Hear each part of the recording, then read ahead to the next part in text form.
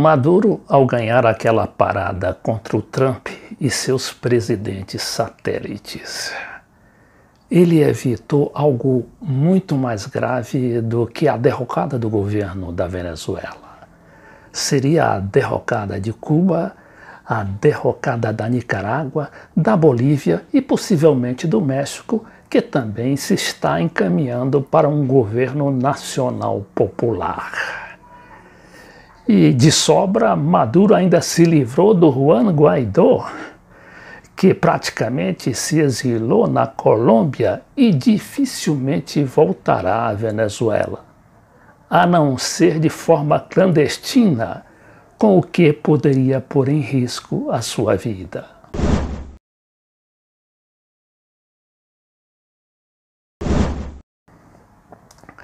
Antes que comecemos esta análise sobre este novo capítulo da crise venezuelana, vejamos quem são os personagens dessa foto. Aliás, falta um que a gente vai explicar depois. À minha direita, quer dizer, à minha esquerda, está o Sebastião Pinheira, bilionário, presidente do Chile, ex-pinochetista e um dos fundadores da Latam, que é esta empresa que o Chile comeu do Brasil, a antiga TAM, a empresa aérea. No meio está o Juan Guaidó, jovem de 36 anos, pinçado pelos Estados Unidos para ser o presidente, entre aspas, da Venezuela. Guaidó, além de guarimbeiro, não é, que era aquele tipo de jovens manifestantes violentos que queimavam gente viva lá na Venezuela, ele tem um curso especial lá na Universidade de Georgetown, da qual se formou em liderança também. Quer dizer, um típico, digamos assim, líder de laboratório formado pelos Estados Unidos. E à sua direita está Ivan Duque, também jovem de 42 anos, um pouco gordinho para a sua idade já, não é? Ele foi também formado e tem 2 cátedras lá nos Estados Unidos por 2 importantes universidades americanas. Quer dizer, aqui estão os Estados Unidos por trás desses 3 homens. E ainda falta o tal do Mário Abdo, que é o presidente do Paraguai, que não sei por que não apareceu aqui nessa foto, mas estava lá também. A gente sabe que o Mário Abdo Benítez é um dos representantes da velha oligarquia paraguaia.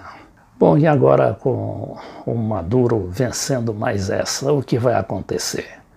Claro que as escaramuças vão continuar, tanto por parte das fronteiras do Brasil quanto da Colômbia, como também do cerco midiático e também do cerco americano, este muito mais atroz, muito mais eficaz, mas não a ponto de ainda ter derrubado Maduro.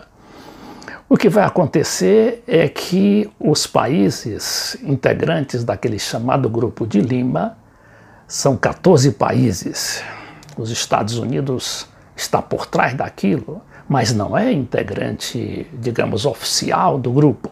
Tanto é que o vice-presidente Michael Pence vai para essa reunião de segunda-feira, agora amanhã, dia 25, a qual participará o vice-presidente Mourão do Brasil. Não é? O Mourão foi designado pelos militares, que praticamente pressionaram o Bolsonaro para fazer aquilo. Mas o Mourão também já vai meio dividido, porque o chanceler brasileiro ligado à família Bolsonaro e também aquele filósofo dos Estados Unidos que mandaria na diplomacia brasileira, o Olavo de Carvalho, o chanceler brasileiro Ernesto Araújo, que vai também acompanhar, mas na condição de subdiplomata do Mourão.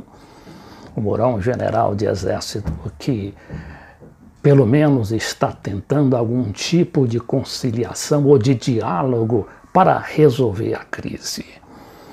O Mourão vai enfrentar, claro, um encontro com o vice-presidente dos Estados Unidos, que terá lugar talvez ainda hoje à noite, antes dessa reunião do Grupo de Lima.